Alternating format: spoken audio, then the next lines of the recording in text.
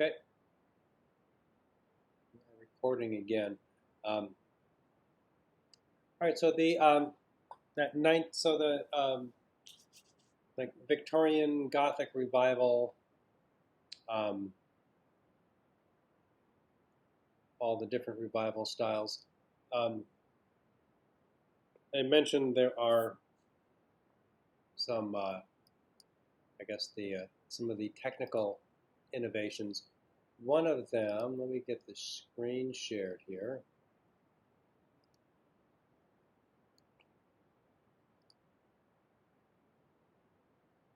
Okay, so I found this very useful uh, furniture blog where this woman produces for this frame of this, using the this whole frame of this chair, reupholsters it, but she at first reapplies the cushioning, like the springing for the upholstery. So these straps are placed. You saw this in the illustration. It's like web of straps along the bottom that are tacked on, and the springs are applied. These nice big screens that are sewn in place. And then some nails are attached to loop the twine that gets tied to the spring. And this is all getting ready to put the upholstery on. So you make this sort of grid of twine. And there it's ready for the upholstery. This is kind of like yeah, so it's ready for the padding and the upholstery of the fabric. So this is like kind of a little bit more like the way, I mean, this is like the way it would be done by hand. So let's see. Can't make that bigger, apparently. Okay. What I was really excited to show you is jacquard weaving, and the I want to show you a couple of videos that have they've got some overlap.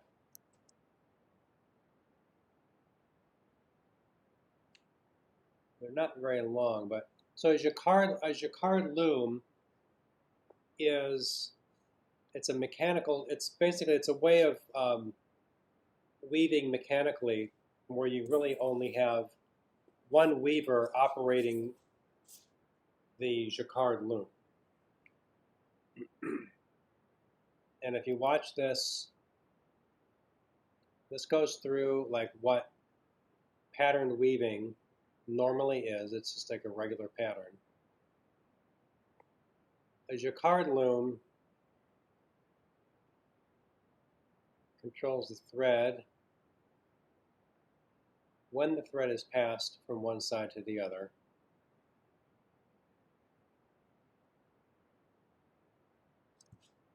And so there's this pedal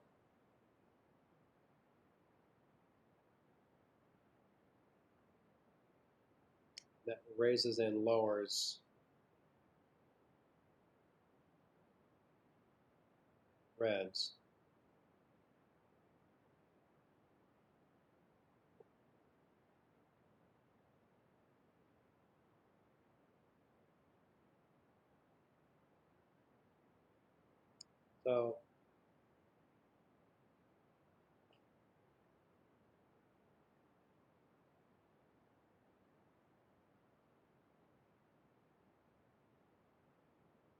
So they make punched cards.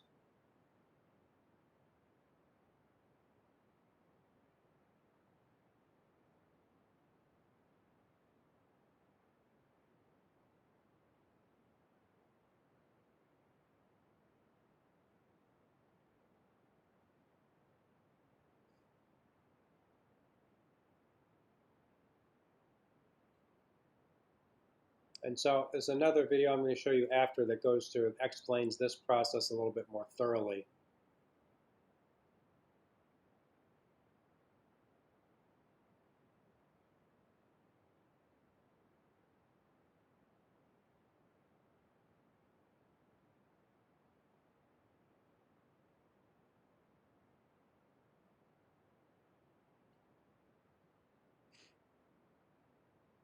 So that's what raises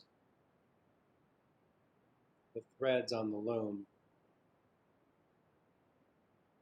And then when the shuttle goes back and forth with the thread, it goes through underneath the raised threads.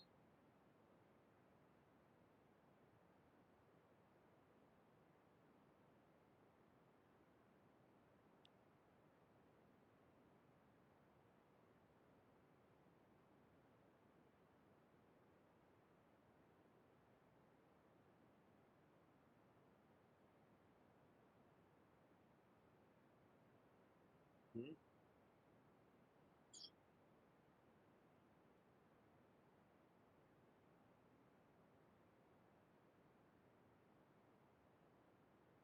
Okay, so now here,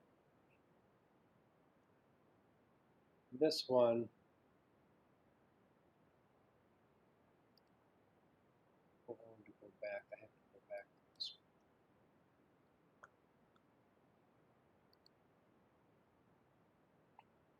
one. There you go. So this is my job. Shush. There we go.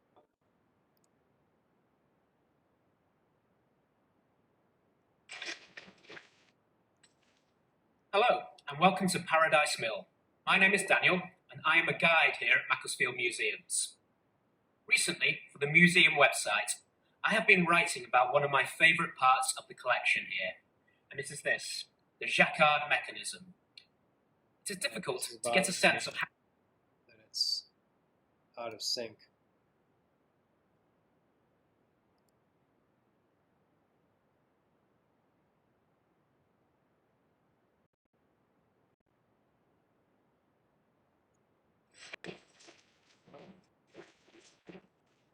Hello, and welcome to Paradise Mill. My name is Daniel, and I am a guide here at Macclesfield Museums. Recently, for the museum website, I have been writing about one of my favourite parts of the collection here, and it is this, the Jacquard mechanism. It is difficult to get a sense of how the mechanism actually works through writing. So today, I'm going to show you how it actually operates.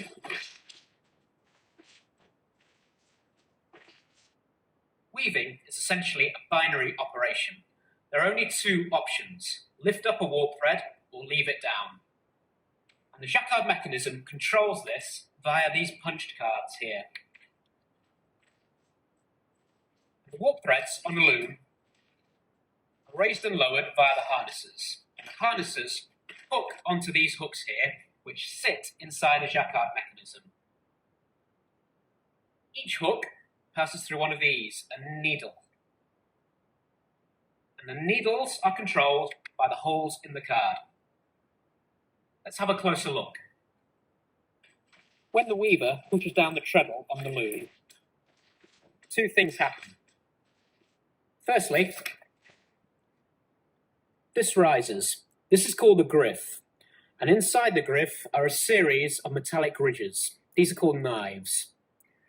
And the hooks inside the mechanism will either catch onto the knife and be raised up, or they won't catch onto the knife and they'll stay down. And this is what raises and lowers the harnesses with the warp threads. And this is all controlled via the punched cards that wrap around the cylinder here. Now, the second thing that happens when I push down the treadle is the cylinder block moves out and rotates.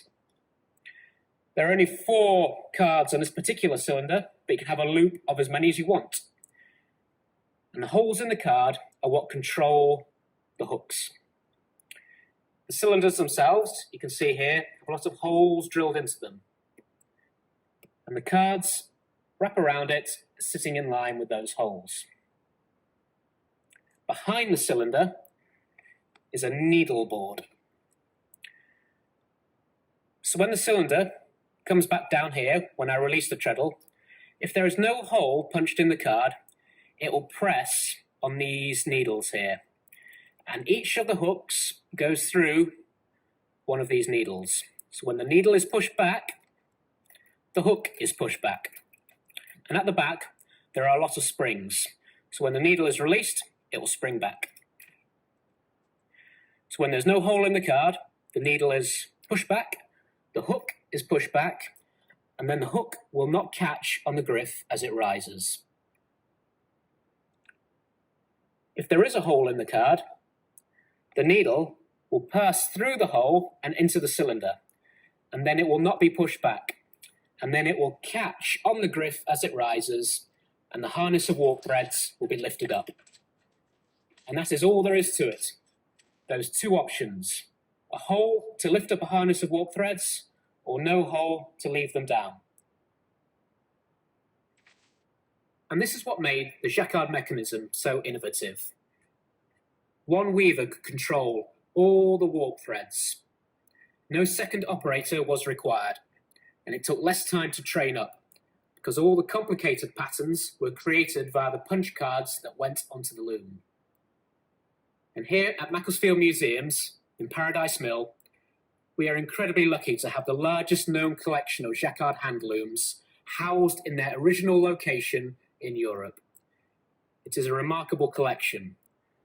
It is very much like stepping back in time.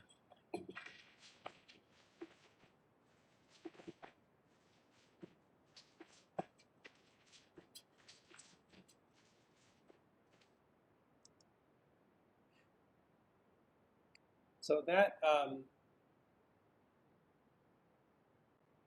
that kind of mechanization, they all the work done with those punch cards to create the designs, and then you don't need a team of weavers. You only need one person operating the device. So the person operating the device isn't a weaver. It's just really like an extension of the machine. There are good things about that, but there are also things about the aspects of that that are less desirable for the craftspeople. For one thing, it takes work away from the craftspeople, and it also makes the work very repetitive and physically demanding. Can you imagine like the quads on that guy all day long, just like pressing that thing down? Like, my God, you'd have to switch legs, but maybe they don't. But that's this was like the criticism of industrial work, is that it just made the worker, like the worker was not skilled, the worker was just an extension of the machine. You were a machine operator. And that's sort of like what feeds into some of the morality of William Morris, I guess his moral objection to mechanization in manufacturing and like furniture and in weaving. So here's a this is a power. This is like a automated. Like this is like just like powered by like an engine.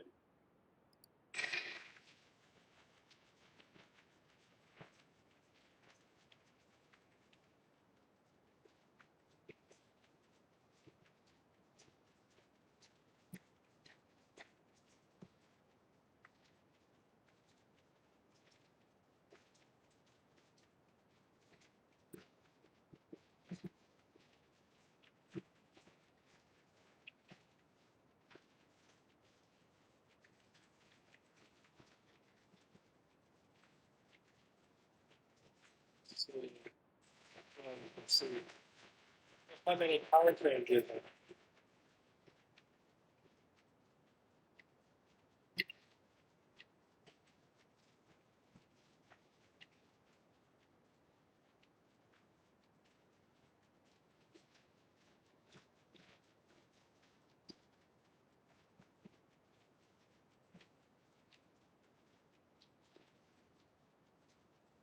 So that's what industrialization does. You go from the Gobeland, where they're doing it by hand, to the jacquard loom, and then to this automated jacquard loom,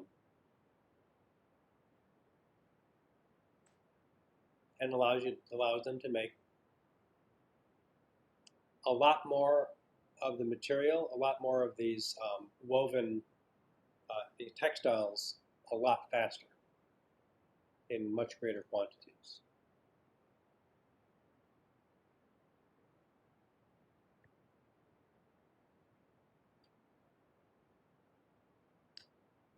Let's see, sorry, my mouse is.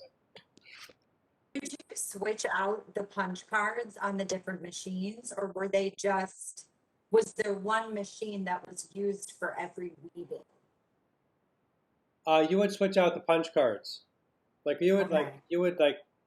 So to create a complicated pattern, you had to have a lot of punch cards to change, like, which of the threads were being raised, um, so that like you would basically you change the design with the punch cards, and even like you change what's happening with each row, um, and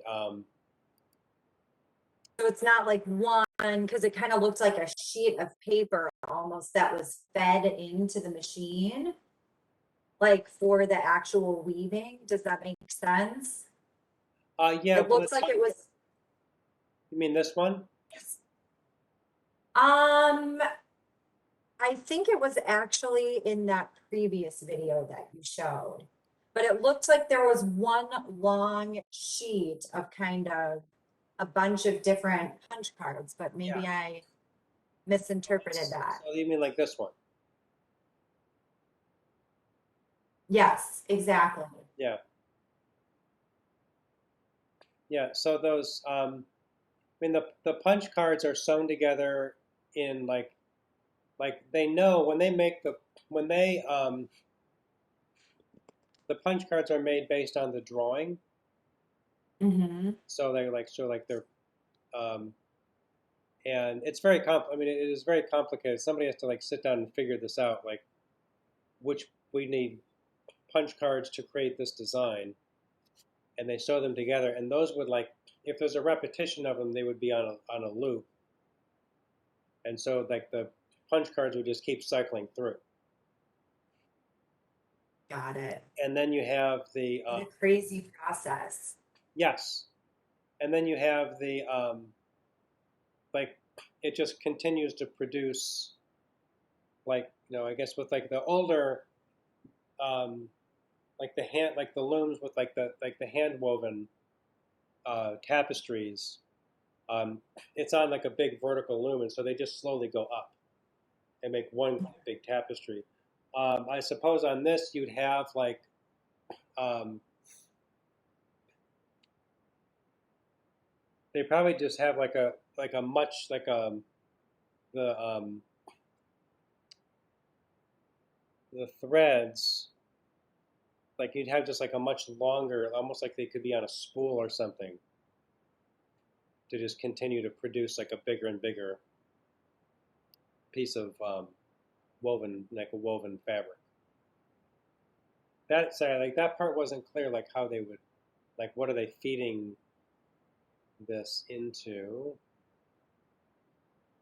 See if we can find that.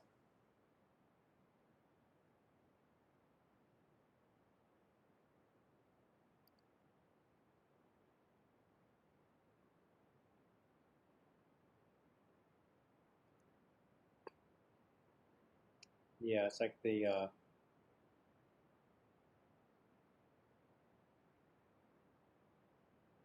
one. Yeah. Anyway, I'm curious. It sort of made me curious about what.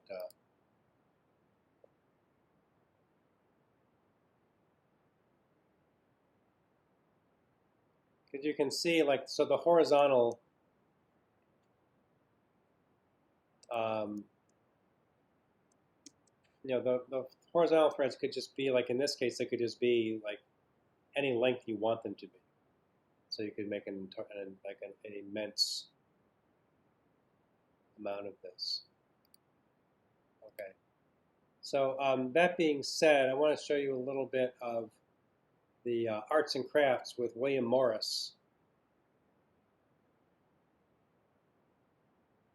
Since we're talking about this. So William Morris, this is also English. So William Morris was among a group of people that were opposed to these industrial processes. As there was a phrase, a guy named John Ruskin, who was a painter and a theorist, promoted this idea of this return to handmade things. So you can see what the jacquard loom does to the weaver by pretty much eliminating the weaver. And furniture production was really no different. A lot of furniture production was mass-produced. Some of the old, furniture makers, cabinet makers, they were reduced to doing something like piecework. And piecework, P-I-E-C-E, meant that they would make parts of furniture like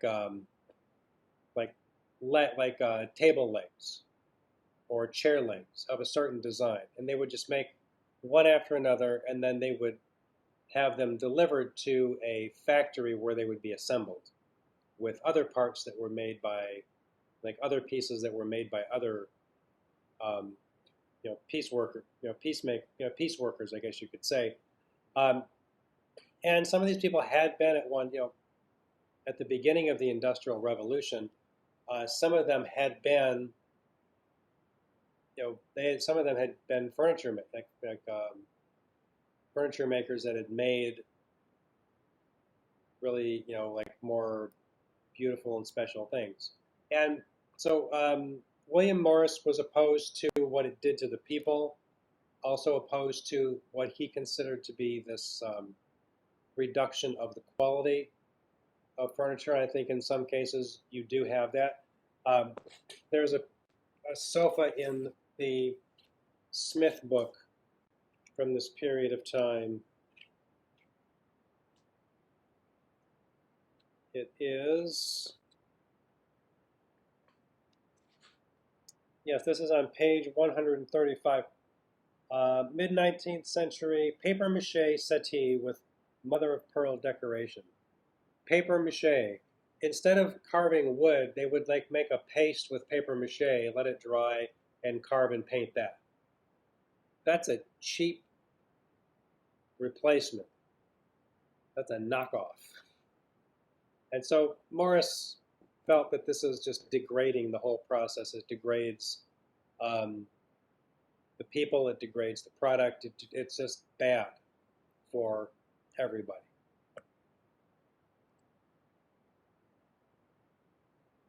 All right.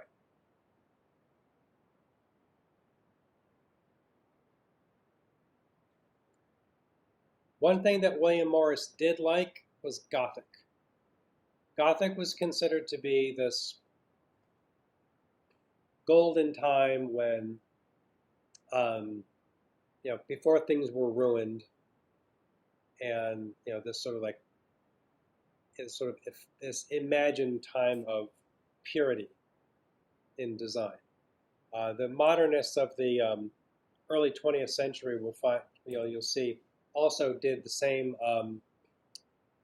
They had some of these same ideas. Like the Gothic cathedral was considered to be this beautiful, piece of art and architecture that was made by a group of collaborating artisans.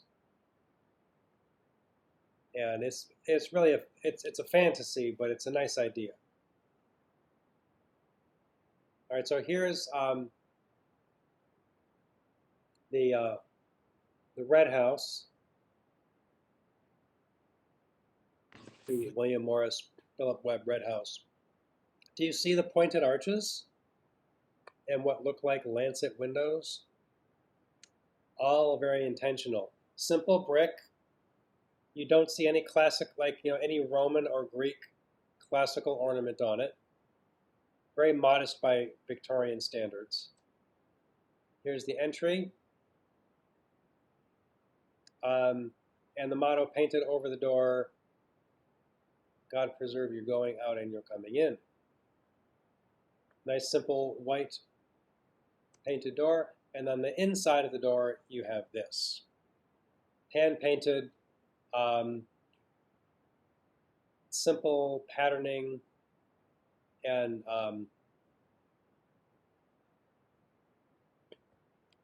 windows to represent the seasons.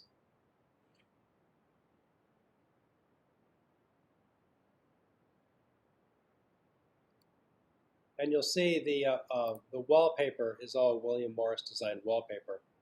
But you see this is a much more restrained interior. You see Gothic elements in it. But the wall covering, like the wallpaper is more understated in its color scheme, and then there are a lot of white surfaces. This is like relaxing compared to some of those Victorian houses. This is this is pretty nice stuff. Simple wood, and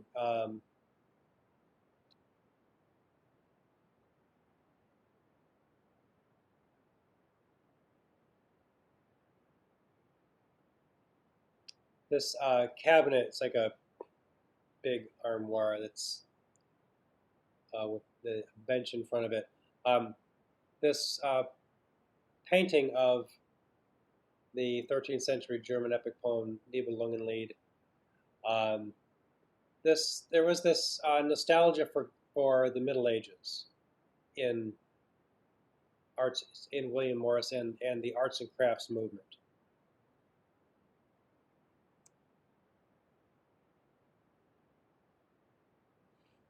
Living room, that should be living room, not dining room.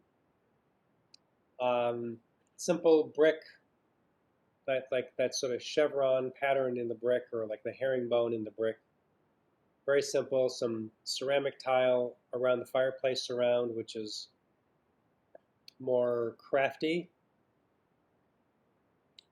The upholstery on this armchair, this armchair on the right, this is a William Morris design.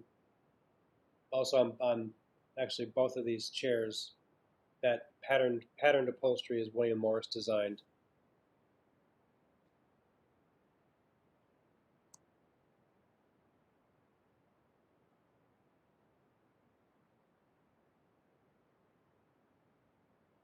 These Gothic pinnacles on the stairway. Up, and then here, the drawing room upstairs.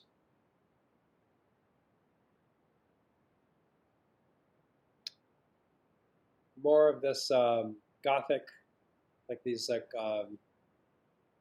paintings of Gothic literature. And simple. The steam heat radiator is not quite original. I'm not sure exactly when steam heating became common, but 1859 is too soon for that.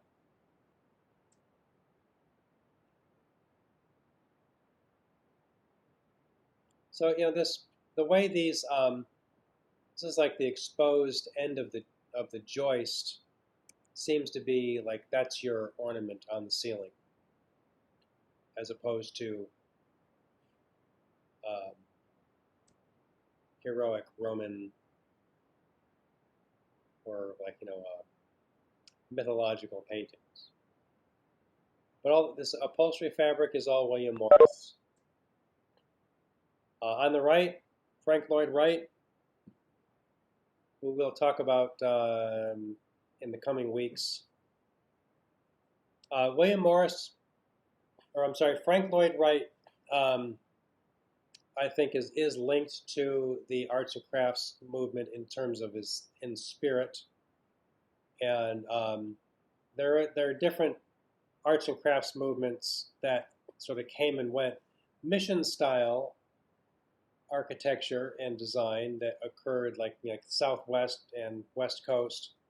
that's like the last it's like the last round of arts and crafts that occurred in the United States. Morris had his storefront, Morris and Company Decorators.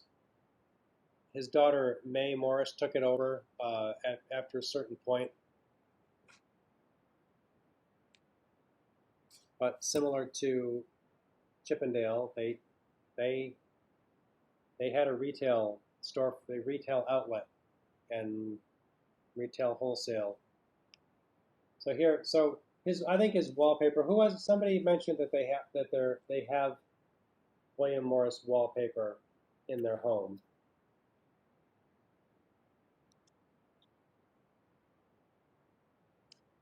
Well, I can't afford the wallpaper. I have prints of the wallpaper though. Okay. Yeah, it's really beautiful. And Yeah, I love it. So pretty. It really does like this is beautiful. I love this. So this is a wallpaper designed by Morris called Acanthus. So you can't get around that that's a reference to the acanthus leaf that is Greek and Roman, but he's not using it in the same way. Like this sort of like winding pattern that moves up the wall, and the scale of it is you know, pretty substantial.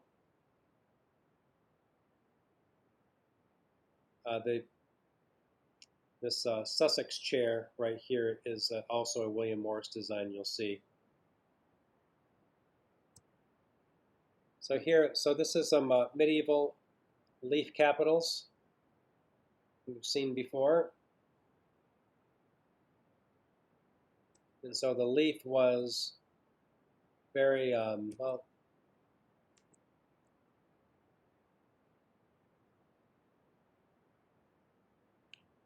still tied in a way, so like in the Middle Ages, like Gothic architecture, there was a lot of invention. Like, you're using like this leafy capital like the Greeks or the Romans, but they're not doing it in the same way. So in that respect, it's similar to the Middle Ages. Rose trellis.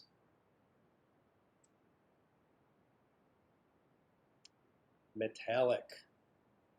That red and gold, that's really quite beautiful.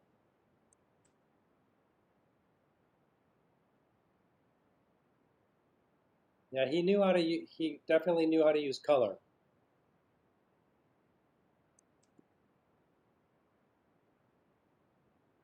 Sure, that's daughter, not daughter. May Morris also designed along with him, or I guess alongside him, designing on her own. Also cool. Printed cotton. That is woven.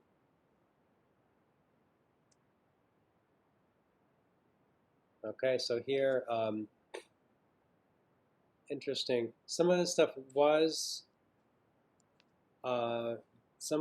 did use a jacquard loom, which is interesting that he was opposed to industry, but in some cases, if he needed it, he would use it.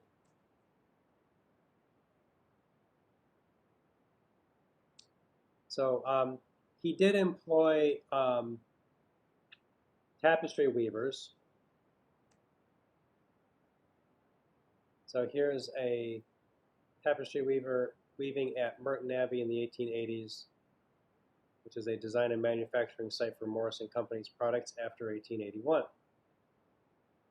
So wasn't completely hypocritical. He really was important. Hey, what are you doing? Here, look. There's a kitty cat who wants to be right on the keyboard. Here. Okay, so some other things. Tile designs. So ornamental ceramic tile or decorative ceramic tile.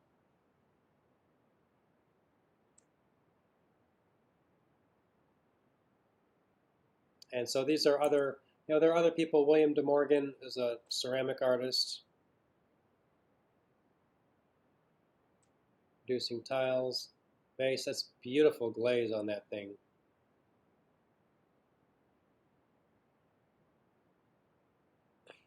I love that weird little bird too.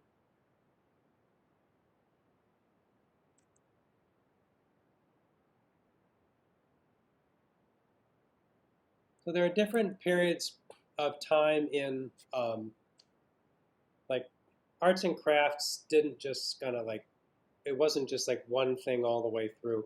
Um, it kind of went back and forth.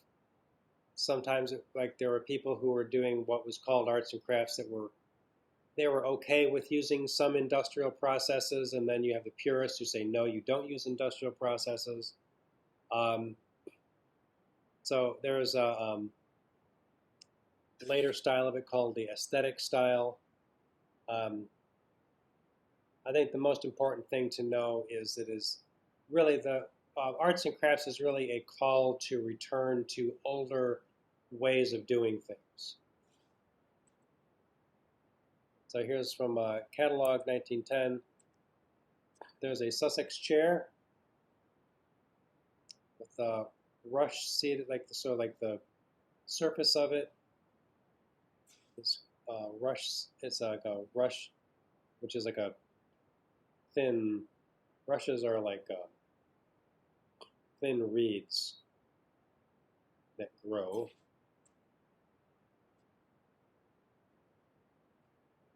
All right, Gio Ponti, Italian designer from the 1950s. Somewhat similar.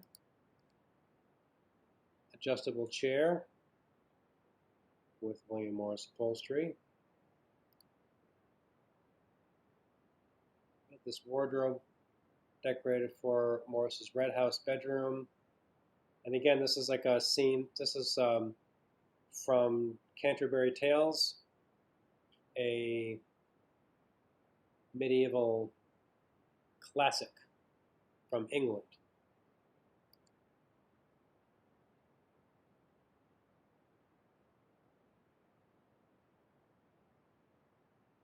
So nostalgia for the Middle Ages is, again,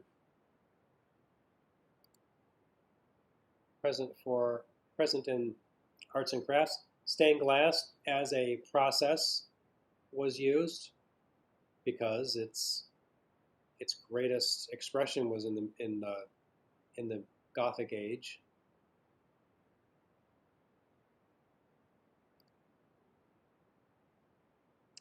Hammered copper candlesticks.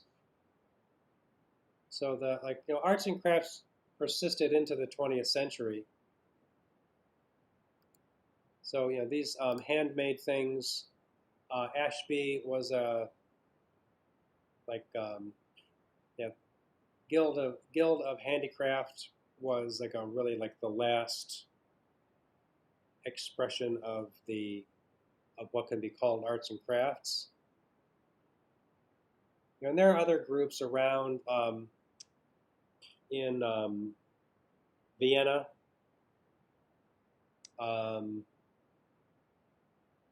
In the U.S., Germany, there are other places where people are starting to sort of work out the relationship between industry and furnishings, craft, art, and what do you do with it?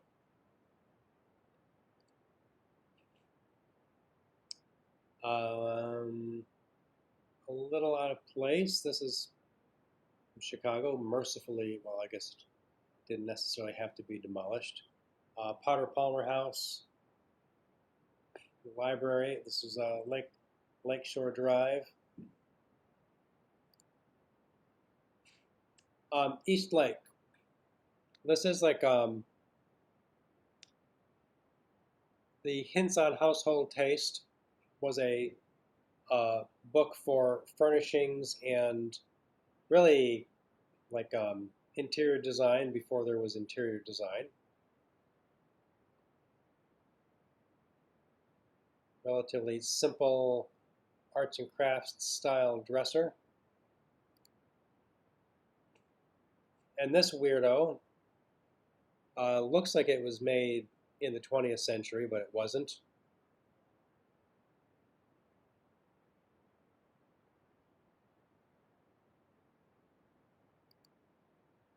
And here, Pasadena, California. So this David Gamble house is a really excellent example of arts and crafts in the United States. What might be called, I guess, well,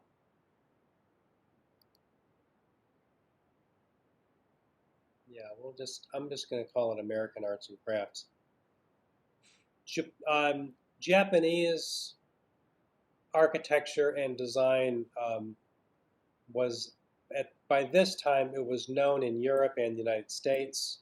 The 1893 Columbian Exposition in Chicago, one of the most popular exhibits was the Japanese exhibit, which was on like they built an island in the lagoon, and there was a fascination with Japanese art, design, architecture because it was new. And also it had this simplicity, which was a great antidote to the excessive aspects of like the Victorian age and all the revival styles.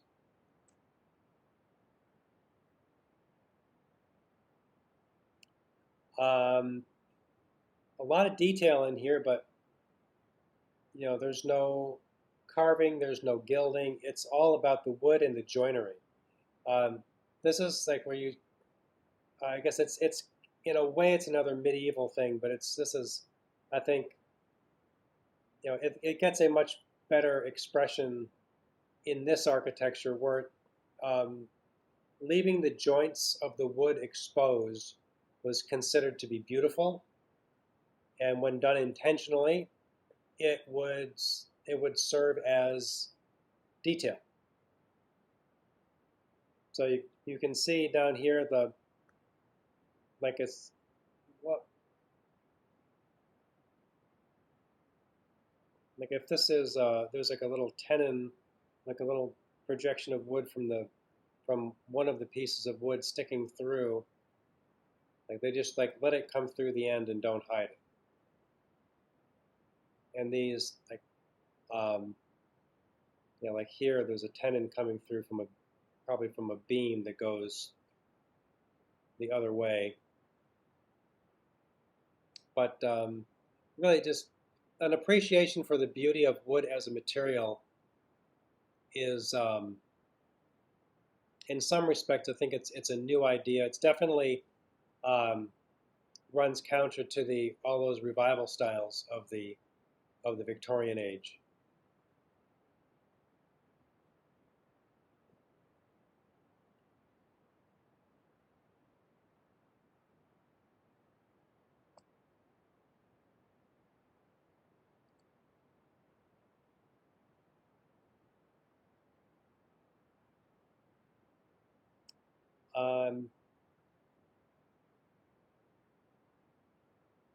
Yeah, so I think this is like, whoops, go back there. Gustav Stickley furniture was, I guess, a popular, you can call it arts and crafts. I mean, it's often just like, people like if you're familiar with Stickley furniture, if you say Stickley furniture, people who know furniture will know what you're talking about. It's kind of maybe similar in a way to something like Chippendale, where you can have something you call it Stickley, and it's not necessarily directly made by Gustav Stickley. But it sort of became that furniture became a style of simple arts and crafts related furniture.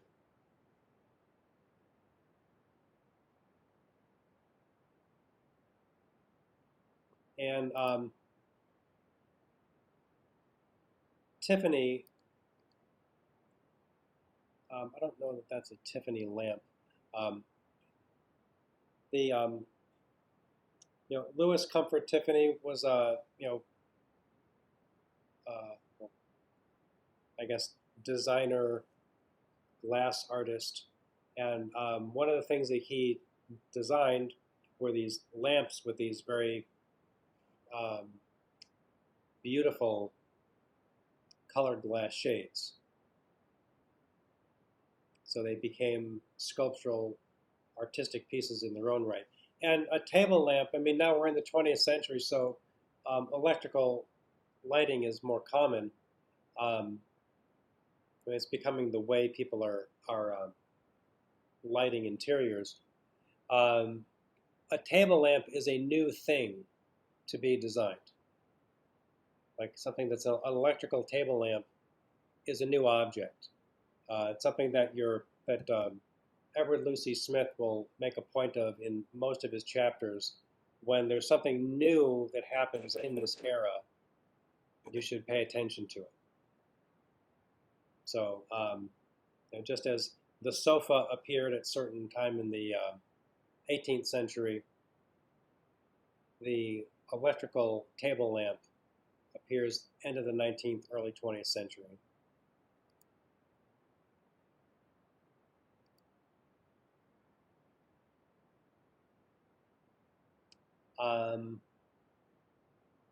Yeah. So what do you think of this stuff? What do you think of this interior? I think it's beautiful. I do too. I love the natural wood, how it's exposed. It looks so soft and warm. Yeah, the color of the lighting might help, The but light fixture, yeah. Yeah. it's also like yeah, but definitely like the wood looks, it's because the corners. I mean, the corners are taken off, and the way the wood's finished, um, it just does like the wood, like the way the light hits it. It really seems to glow. It really has a lot of movement Mm-hmm. in the wood. It seems to flow. Yeah. It's not so harsh. Yeah. Like you're just looking at a piece of wood. I mean, even the floor has movement. Yeah. The patterning is subtle but very clear on the floor. Mm-hmm. The way those like that. I mean, that wood looks like it's just pliable. It all Like just looks soft, very like you soft. can Yeah. So bend it. yeah. I mean, it's like it seems like it should feel soft to the touch. Excuse me. Um, yeah, and this like the really warm lighting and the warm wood really. I mean, I find that to be very appealing. But it doesn't look dark. It looks light still. Yeah. Yeah, I mean, you're getting some, I mean, there are a lot of light, there are still light surfaces, even like those, the white curtains in that image. I guess there's some white curtains in there. Um, Clearly this is like there's light coming in some, uh, a lot of windows across opposite this wall. But it doesn't look heavy and dark. It looks very inviting.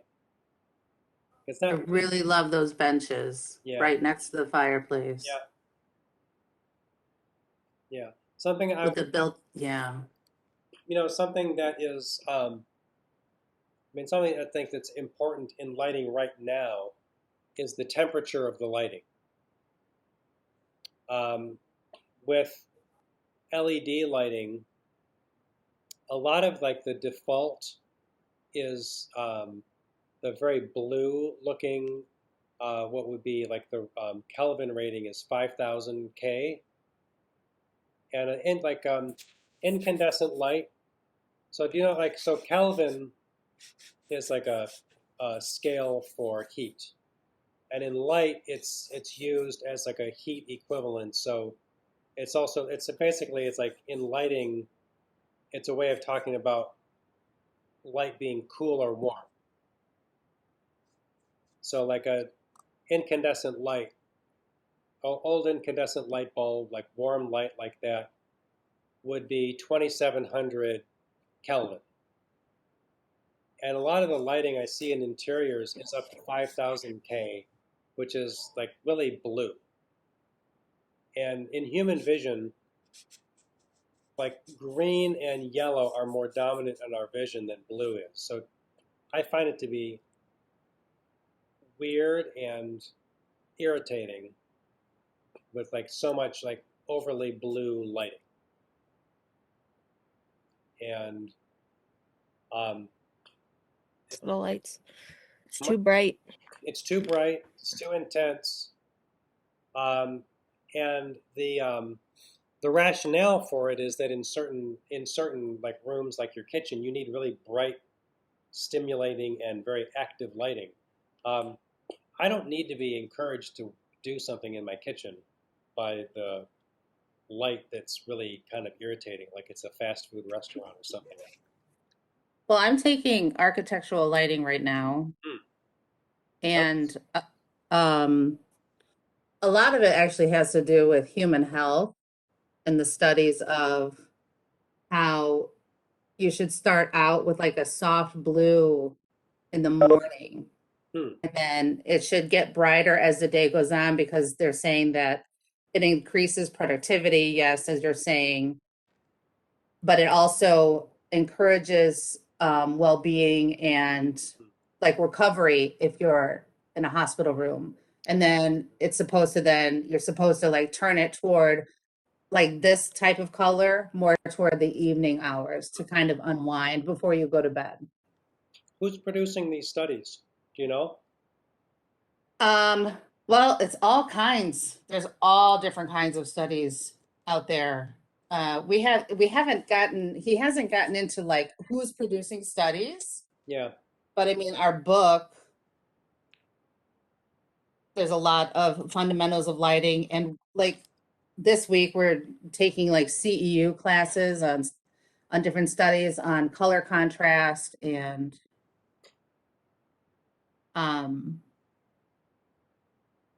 a lot of it, though, I think has to do with hospitals. Yes. You know, I mean, a lot of it is hospitals, but my instructor, I mean, he is Professor Lehman. I mean, he's really like talking about this color and kind of like saying that this is how it should go. And there's all of these new systems out there that you can put into your home and have do things like that. But I'm with you, like in a design aspect. This is something more of what I prefer also. I would just watch out for it because people have been. I find that sometimes people are just pushing LED because they like LED, or they're blue. So I have to say, just off the top of my head here, I don't agree that that's got anything to do with health. But the way I respond to it is that I don't ever want to. The harsh, bright 5000 K LED is really irritating. I find it detrimental to my own health, but all that. I prefer not it to be that bright either. Yeah. But it's just all of these, and I mean the professor, and a lot of it too is, I mean, the LEDs, you know, everything is like, well, you can have it this bright and still make LEED requirements, you know, because you're saving energy. And I still think it's just based on personal preference. I would be think you could just like, listen to what people are saying, pay attention to what you're learning about it. But in terms of like, if you're lighting for someone's home, you have to like light it the way they want it lit. Exactly. That is the most important. And he does stress that. Yeah. But I honestly, I think it's like this thing where lighting engineers who don't know anything about aesthetics have been trying to push this. So be careful. That's my request to all of you.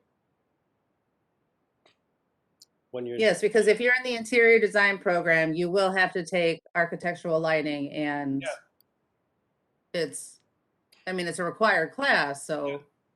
yeah, but it seems like it's like a lot of lighting engineers that never studied, and they don't study art or design. No, they don't study art or design. They're only studying light and the effect that it has on Yes. how much work and how much productivity they're going to get out of somebody. And, Work. like from a business standpoint, and hospitals, a lot of it is hospitals. We don't. I know, but I mean, that's really a lot. What are these studies are coming from? They're coming from hospitals, and they're coming from businesses on how much productivity you can increase productivity. That's all I read. Yep. Every time, every class, it's productivity, productivity, productivity. It's I mean, like that word is just repeated over and over. Yeah. So yes. So keep that in mind when you're reading it, because I'm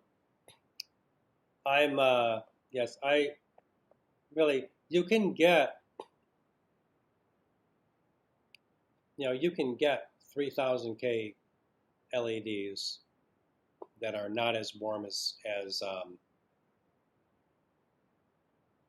they're not as warm as incandescent, but they're not cold. They're not blue. So for me,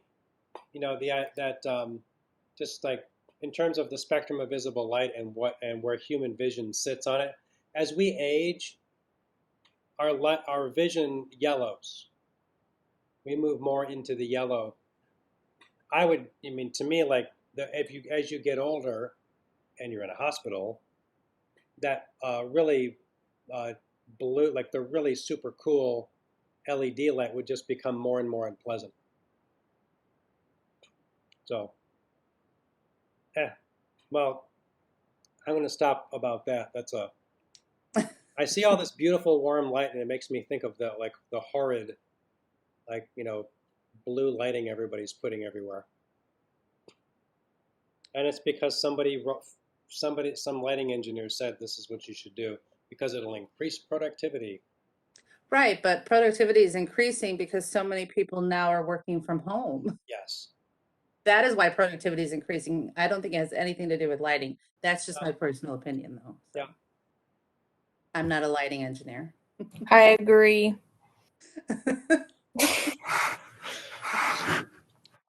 Yeah. So please be careful with how you apply lighting. All right. Well, that's enough. We're going to stop here.